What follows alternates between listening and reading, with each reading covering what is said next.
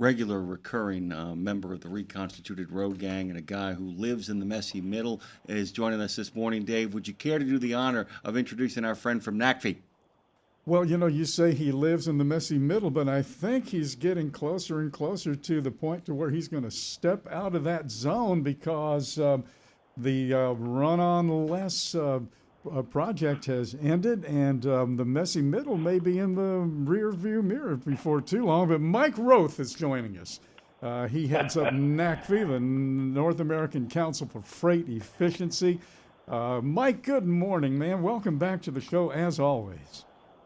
Yeah, hello guys. Good morning. It's Dave, you said it well. We're done with the run on less, but we're far from any clarity or a lot of clarity around this messy middle.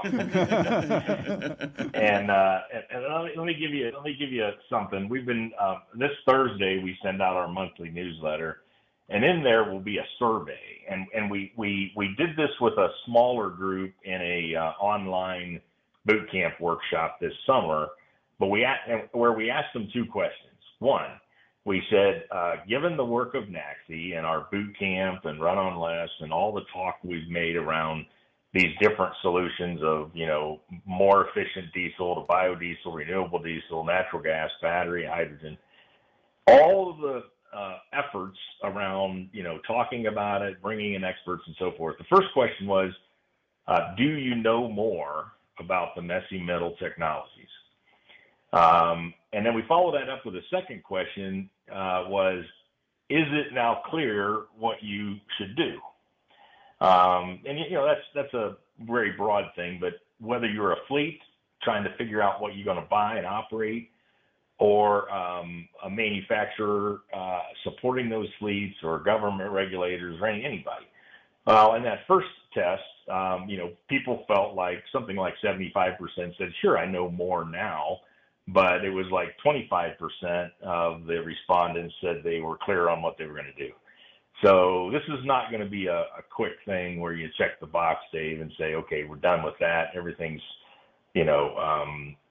rainbows and unicorns, and we all know what to do. This is going to be and all these technologies, one of the things that I think I said last week on this gathering, all these technologies have gotten better. The amount of renewable natural gas and biodiesel, those production quantities seem to be, improving. Battery electric's certainly shown longer range, quicker charge times. So all of these technologies are getting better, which makes it even messier, Yeah. So basically, I was kind of hoping one would fail miserably here. Thin the herd a little bit, maybe a little room for some of that real estate that's going to take too. So basically, Mike, you asked, do you know what you don't know, and what don't you know? Was essentially what it kind of came down to, because all of this is trying to figure out what to do next, because what you really, it sounds like you're interested in, is do people know what questions they have to ask next, given the results and given what they saw on the road. It really is, the fact finding really starts now, really collating what you guys have gathered. Is this the longest part of the process?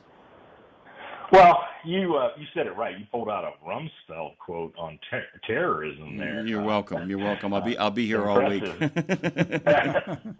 That's great. So some of these, like what I would call transformational technologies, things that are really different than what we've had in the past. So battery electric with trying to find chargers and charging, and hydrogen is certainly that. And so with those sort of significantly different technologies, I do believe, or we've experienced, that there are, unknown unknowns. You don't even know, like transporting hydrogen is much harder than I thought.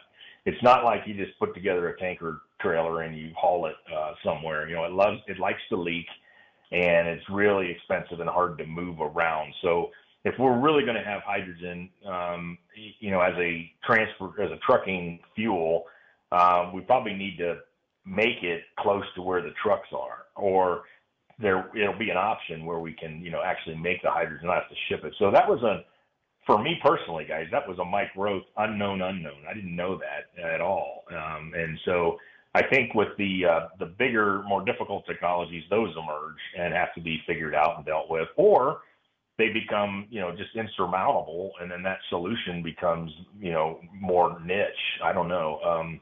And we're also seeing that transportation of the fuels a little difficult with biodiesel and renewable diesel, where, those fuels are basically manufactured in, I think, New Orleans, Louisiana, and California.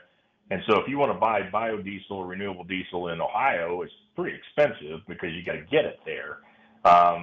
Renewable natural gas has a little bit of an answer for that in the play, because if you, the analogy that Dan Gage always uses is that if you put $100 of your own cash into a bank, let's just use New Orleans, and then you travel to Ohio and you get $100 out, it's not the same exact $100, but it's still your $100. And so that's how renewable natural gas is manufactured in one location, put into the natural gas pipeline, and then, you as a trucker and wherever can pay for that renewable natural gas and get the benefit for it. So there's things like that emerged here for NACFE and for me that are important parts of this, the solutions, what we call messy middle. Irony plays its hand, huh? The very thing that portends the future of transportation is in itself difficult to transport. Yeah. And then, we also, one thing that, we spend a lot of fuel and create bunch of emissions moving diesel around. And one of the things that dawned on me at an electric event I was at not too long ago is, when we get through the whole hard work of electrifying a depot or a truck charging site, once it's electrified and the infrastructure's there, the transmission to that particular address is there, then the energy just shows up. You don't have to truck around electricity, and that has some benefits. So anyway, there's just a lot. This is highly complex, and it's important for us to understand all of the puts and takes, particularly the ones that have to deal with cost. Mike, we gave you the last word because we love you, man. NACFE.org is where you should go. NACFE.org. Mike, of course, is the executive director over there. It's always good to have a little check-in with you, my friend. Be safe out there on the road. Where are you today? You're always someplace else. I'm in Denver.